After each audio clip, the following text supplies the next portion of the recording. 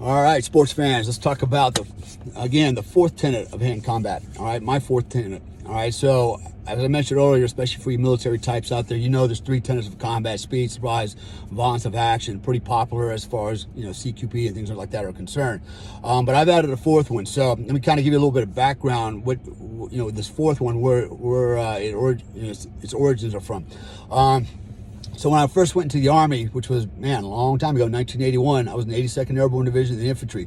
And my platoon sergeant, I still remember him, man, Sergeant First Class Wilson. He reminded me of Barnes out of Platoon, man. He had the same look, everything about this guy, the demeanor. This guy was just a badass. Vietnam vet, I think he was with AmeriCal at the time. And I remember we used to go out to the field for 6 weeks at a time. Literally, the whole platoon, we'd go out there in the woods and shit, man, we slept 4 hours a night, a day. I'm not gonna say a night, a day, okay? You got to sleep when you got to sleep, if you got to sleep.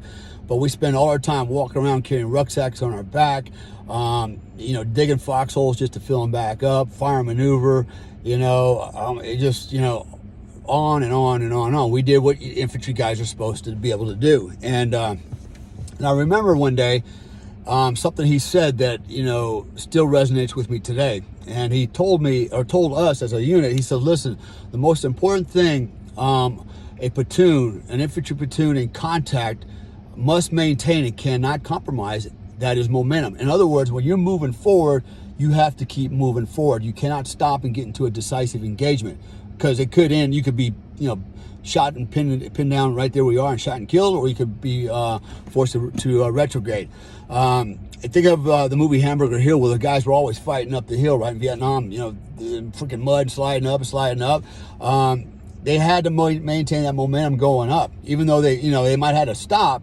The goal was to maintain the momentum, and the goal for the bad guys was to keep these guys going backwards and keep going back down the hill.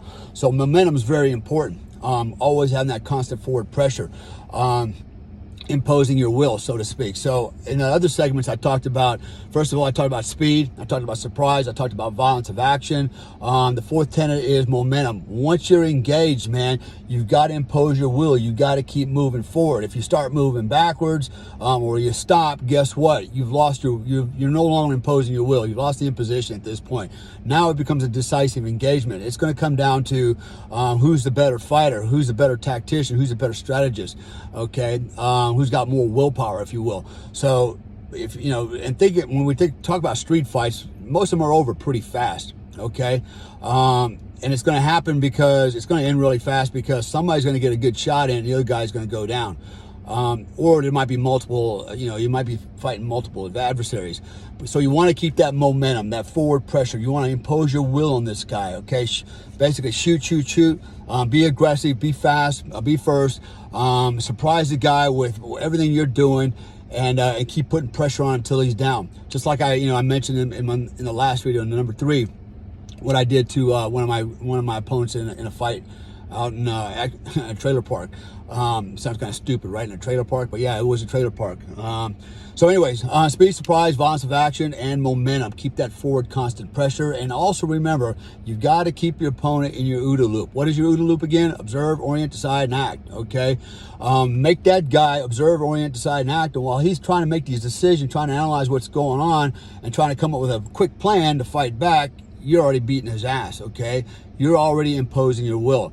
So again, these are my 4 tenets of combat, and they've worked well for me since I was big enough to fight, man. And I've been fighting all my life. I was the little runt in school that everybody picked on, and fortunately, I had my mom and dad's tenacity, man. They were both very aggressive. They actually were pretty small too, and but they were little pit bulls, man, both of them. And I remember my dad used to tell me, he's like, you better fight, you better fucking win, because if you don't, you come home and beat your ass too, right? So, and I can remember being out in a street fight under the lights, fighting with somebody, and my dad sitting there drinking a beer, kick his ass, son, and don't come home if you don't win, don't get me wrong, my dad wasn't a redneck, and he wasn't stupid or anything. And Dad was a great man, actually.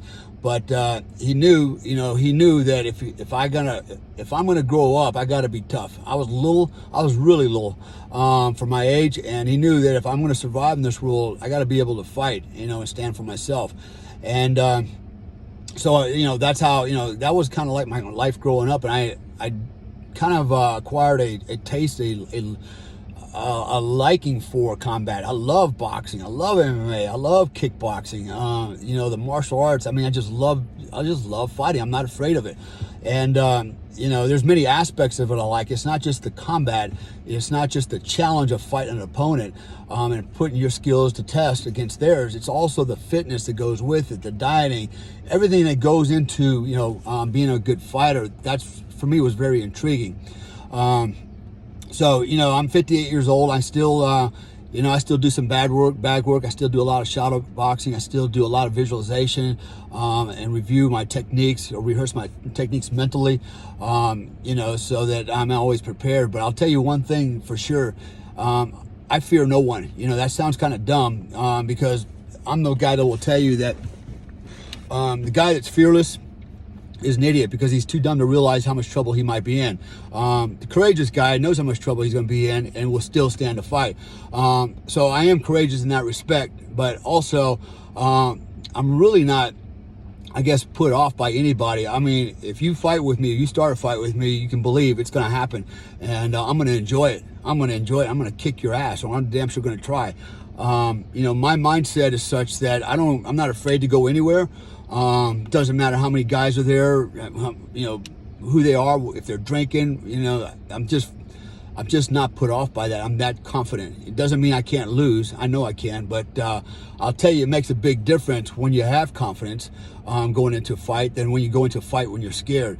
When you go into a fight and you're scared, okay, basically you go in with that tunnel vision. All right, you don't have all your faculties. You don't have that 360-degree awareness, and you're also going to be tight. You're going to get that epinephrine dump, norepinephrine dump, cortisol dump.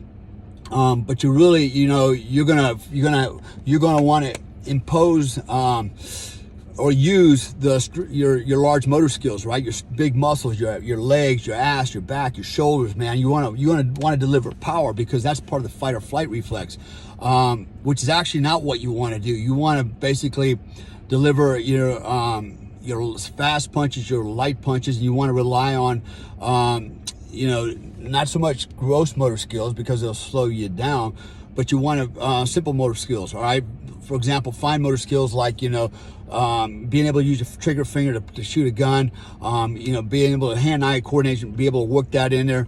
If you're in gross motor skill mode, which is usually 120 beats per minute or above, you're not going to have that speed, that power, that accuracy, or that wide circle of awareness. So, training for combat, it takes some time.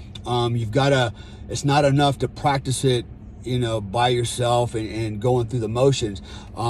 You need to do some actual sparring, right? Get in there and do some simulated combat, some dynamic training, not just static training, but dynamic training. Get used to hitting somebody with some gloves on. Get used to hitting a heavy bag without some gloves on, and you'll be amazed what the difference is. Actually, gloves give you a lot of confidence, especially 16-ounce gloves, because you have a little bit of weight to those things, and when you hit that bag, it feels pretty good. Take those gloves off and hit it with your bare hands, and you notice that you quite don't have the same power, the same impact, so you got to make up for it with speed and proper technique. So anyways, I'll be following up with this one. I have some more some short videos that I want to talk about relating to combat mindset and technique.